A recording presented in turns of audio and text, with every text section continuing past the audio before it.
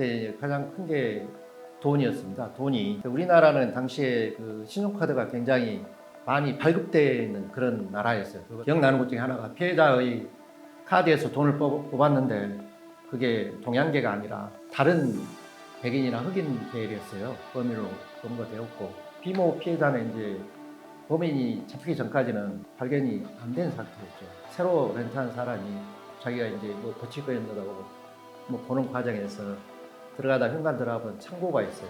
창고에 들어갔더니 거기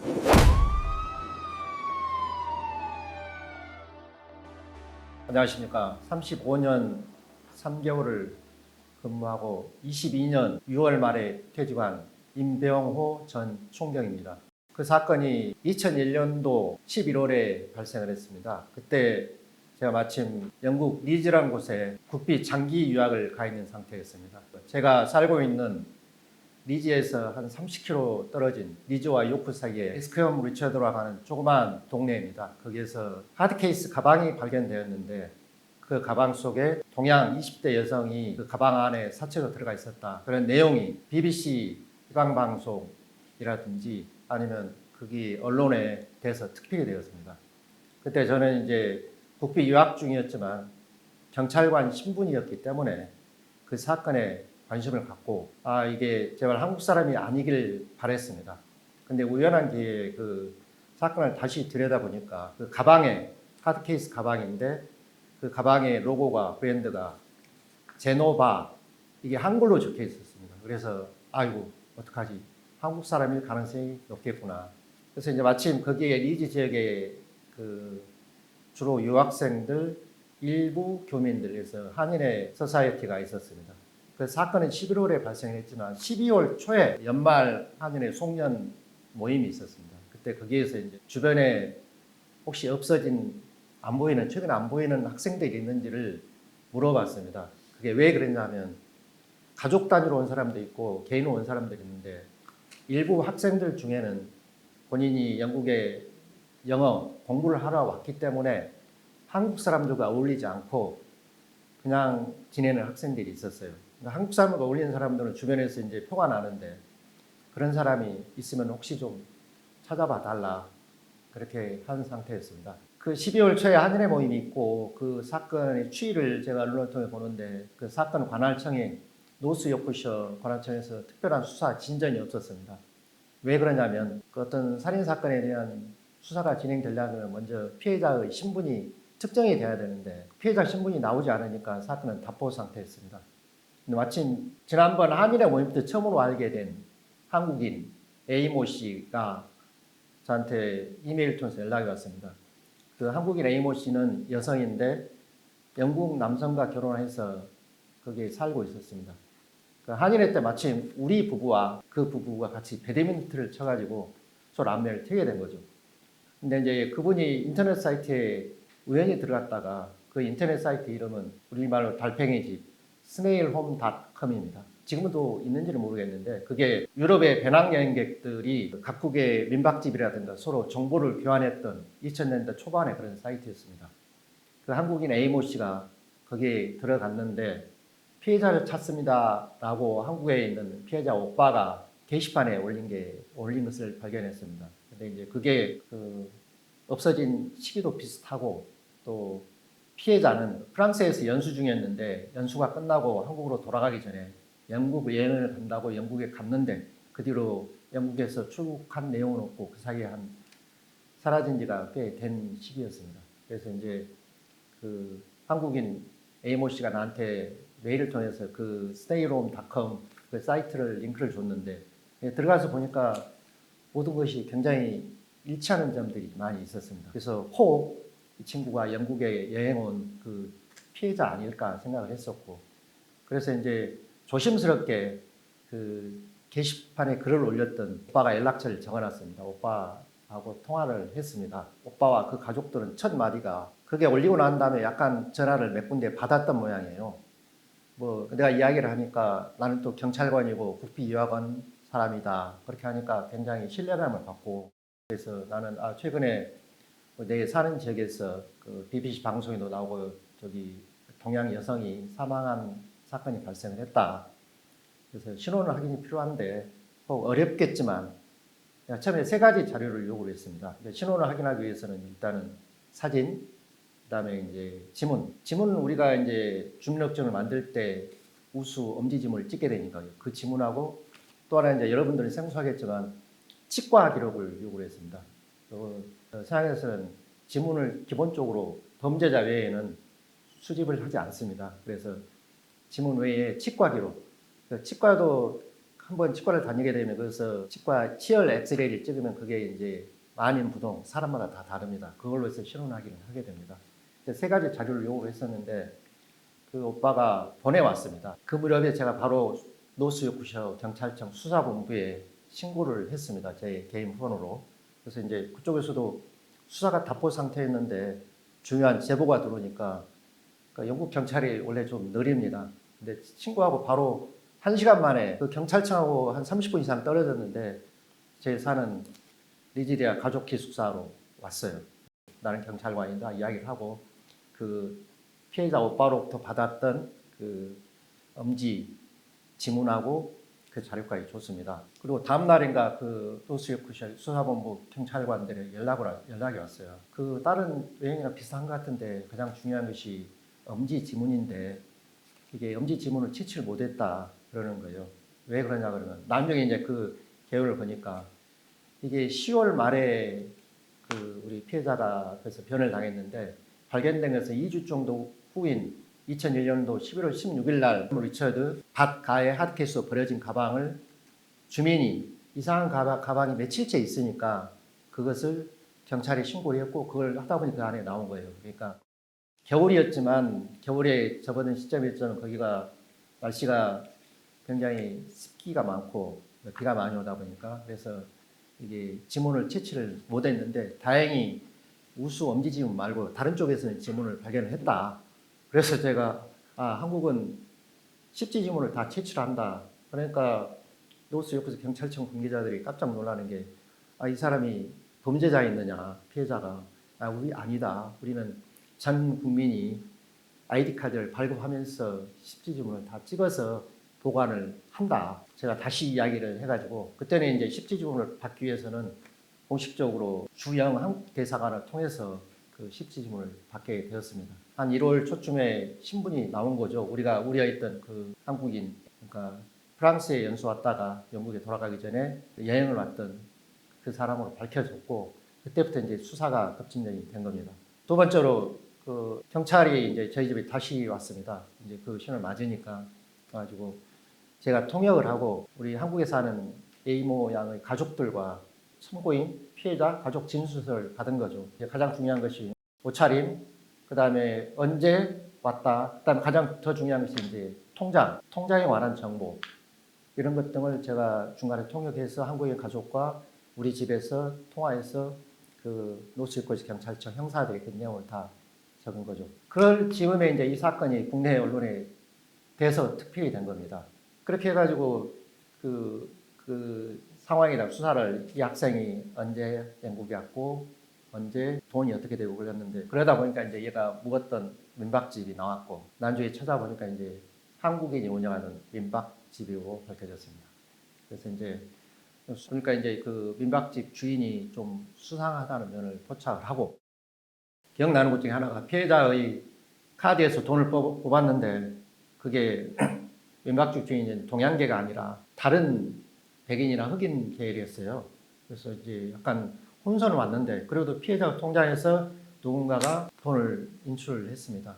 그 돈을 인출하는 시스템은 조금 더 설명을 드릴게요. 그래서 민박집 주인인 것 같다고 이제 주인에 대한 혐의점을 두고 수사를 계속하게 되니까 그 민박집 주인이 도망을 갔습니다. 영국을 떠난 거죠. 그때 이제 또 영국 경찰이 계속 수사를 하다 보니까 그 민박집 주인의 일본인 애인이 있었고 일본인 애인이 런던 시내에 모 갤러리에 근무를 했는데 그 피해자를 그 가방 속에 피해자를 결박했던 그 중에서 뭐 100주년 기념 뭐 한정판인가 무슨 테이프가 나왔어요 그게.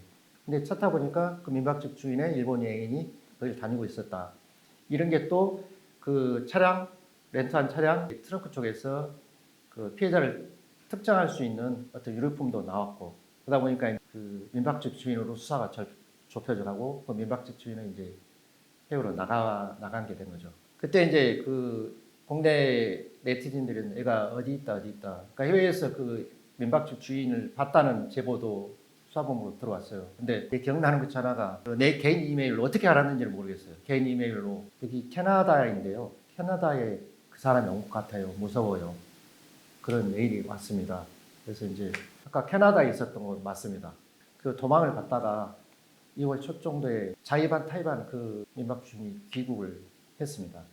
추정컨대는 그래서 이제 좀 오랫동안 지낼 수 있는 사안도 안 되는 거고 그래서 일단 귀국을 한 다음에 영국 경찰에 체포가 되었습니다.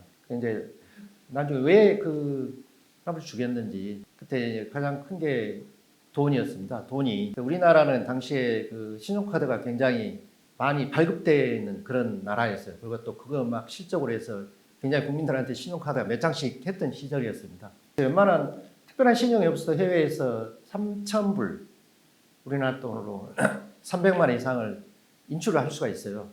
근데 이제 제가 그 영국에서 총회사 5년을 살았는데 영국 신용카드 데비카드는 250파운드 한 45만 원 정도밖에 인출을 못 합니다. 더 이상 더 찾으려면 은행에 가서 신분증을 주고 찾아야 되는 거예요. 그러니까 한국 사람이 신용카드 하나를 확보하게 되면 3,000불, 300만 원 이상을 넣어줄 수 있는 거죠. 그래서 나중에 밝혀진 바로는 이제 민박집 주인이 그 주가 돈으로 이제 수정을 했었고 또 하나는 그 무렵에 과장에서 한국인 또 어떤 40대 남성 전화를 받았어요. 근데 그 무렵에 또 다른 한국인 여성이 실종된 상태였습니다. 그래서 비모 씨가 장기간 실종된 상태였고 한국에 있는 가족이 영국에 있는 지인 나한테 전화했던 그 사람한테 이 사람을 찾아달라. 그래서 저하고도 그때 전화해서 소통을 한 거죠. 근데 그 무서운 사실이 그 학생도 민박집을 묵었습니다. 민박집을 주인이 두 군데 민박집 운영했어요. A 민박집에서 첫 번째 민박집에서 A모 피해자가 있었고 또 다른 민박집에서 다른 여성 한국인 피해자가 있었습니다. 수사를 하다 보니까 비슷한 유형이었어요. 한국인 민박집 주인은 범인으로 검거되었고 근데 이제 A모 피해자는 아까 말했지만 리즈와 요코 사이에 에스컴 리처드라는 바깥의 사드 케이스 가방에 발견이 됐습니다. B모 피해자는 이제 범인이 잡히기 전까지는 발견이 안 된 상태였죠. 그런데 나중에 이제 그 민박집 주인이 이제 검거되고 집이 민박집 그 사람은 둘 다 두 집을 렌트한 상태였어요. 자기 집이 아니라 월세로 렌트해서 이제 한국인 대상으로 민박집을 하고 있었는데 두 번째 집을 영국 경찰이 수색을 했었습니다. 근데 아무것도 발견을 못했는데 집을 새로 렌트한 사람이 자기가 이제 뭐 고칠 거 있는 거고 뭐 보는 과정에서 들어가다 현관 들어가면 창고가 있어요. 창고에 들어갔더니 거기에 창고 벽에다가 그 시신을 넣고 실리콘으로 밖에 뭘 쌓아서 감싸는 거죠. 그 뭘 뜯으니까 그것은 사실 그 시신이 나왔습니다. 그 피해자는 이제 두 번째 피해자가 누구라는 것은 왜냐하면 같은 민박집이었고 인적사항 다 나왔었는데 시신을 못 찾은 상태였는데 수사가 진행이 되고 2명을 자기가 살해한 걸로 해서 나온 거고 이제 사건에 대해서 여러 가지 증거들이 있었기 때문에 아까 말했던 통장에서 돈을 꺼낼 때 왜 동양계가 아니고 서양 사람들이었나 보통 경우는 그 약간 우리말로 오중이 떠중이 뭐 그런 애들한테 돈 몇 푼 쥐어주고 야 이거 돈 찾아와 뒤에서 하고 그러면 그렇게 했던 것 같아요. 그래서 그 두 번째 피해자 쪽에서도 그 비슷한 금액이 인출된 걸로 알고 있습니다. 민박집 주인은 당시에 2002년도 초에 종신형을 선고받았어요.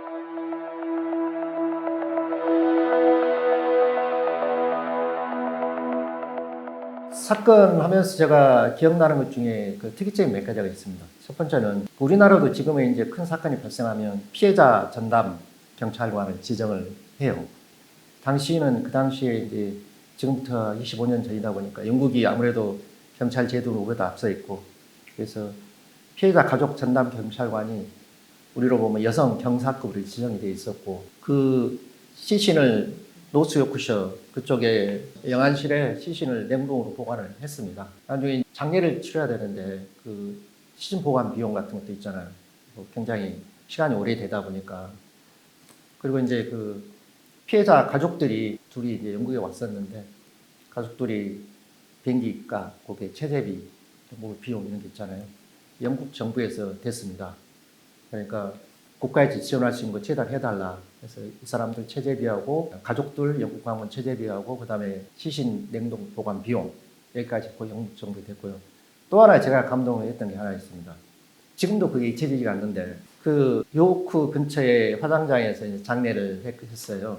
이제 저도 참석을 했고 저는 당연히 참석을 했고 주영 한국대사관 영사도 오셨고 또 그 피해자 가족이 한국에서 교회를 다녔습니다. 그래서 런던에 있는 한인교회에서 한 열 몇 분이 차를 대절해서 오셨고 거기에 한인교회 목사가 장례 식을 주도를 하셨고 진짜 놀랐던 것 중 하나가 영국 경찰이 15명 정도 참석을 했어요. 그걸 하는 장례식에 그 경찰이 참석해서 같이 위로해주고 넋을 위로해주고 가족들 위로하고 그런 모습들이 지금도 굉장히 좀 감동적이고 좀 그런 것으로 기억을 합니다. 그 다음에 이제 나중에 이제 승진을 하고 난 다음에 주영 한국대사관 경찰 주재관과 명사로 2011부터 14년까지 갔습니다. 그 아까 말했던 그 윤곽적 주의는 종신형을 선고받고 복역 중이었는데 영국 경찰 주재관 겸 명사의 하는 일 중에 하나가 재국민 사건 사고 처리 또 우리 국민이 수감자들이 그 중에 이제 수감자들이 부당한 대우를 받고 있는 게 있지 않는가 그래서 3년 동안에 4번을 방문해서 그를 만났습니다. 나한테 처음에 요청했던 게 그게 다 영국 사람들이고 그분이 그 언어가 그렇게 썩 잘하지 못했던 것 같아요, 영어를. 그래서 한인 책을 갖다 달라 신문을 우리 한인 신문하고 책을 갖다 줘. 그게 이제 주재관 영사의 역할 중에 있어요. 그게 필요한 사항을 수감자들 한국인 수감자들에서 필요한 사항을 지원해 달라. 제가 3년 있으면서 마지막 회차에 그 사건에 대해서 슬쩍 언급을 해봤어요. 그렇게. 그랬더니 이제 대답을 회피했습니다. 결론적으로. 본인은 내가 1년에 한 번씩 가는 게 유일하게 면회온 사람이었었고 굉장히 반가워했어요. 한국 사람이 한국말 할 수 있는 사람이 있었고. 근데 그 민박주 주인은 내가 내 때문에 이 사건이 나오게 된지를 물론 내가 이렇게 드러내지 않았다 하더라도 언젠가는 사건이 타고가 되고 이제 잡혔겠지만 근데 사실 뭐 경찰관 하다 보면 이런 것뿐만 아니라 수많은 사건들 접하고 수많은 범인들을 만나는데 그만큼 또 우리나라 또 안전한 시스템이잖아요. 그래서 그런 면에 대해서 걱정은 거의 안 했던 것 같습니다. 그 사형의 형법상 사형이 규정된 범죄들은 좀 있지만 실제로 사형을 집행을 안 하기 때문에 국제적 어느 기준에 따라서는 사형 폐지 국가로 분류가 되기도 하고 OECD 또 유럽 선진국 상당수는 사형 형벌이 없습니다. 그래서 이제 종신형 있죠. 종신형을 하는데 또 영국 경우 종신형조차도 얼마 있으면 자기가 22년 6개월 지금의 기준이 변했는지 모르겠어요. 당시에는 22년 6개월 복역을 하면 성실히 복역하면 나올 수가 있다. 그 실질적인 사형 폐지 국가인데 사형을 집행을 안 하니까 그 처벌을 강하게 할 수 있는 수단이 무기징역도 나올 수 있거든요. 그래서 그것을 가석방 없는 종신형, 무기징역을 도입하자 그런 움직임이 있는 걸로 알고 있습니다.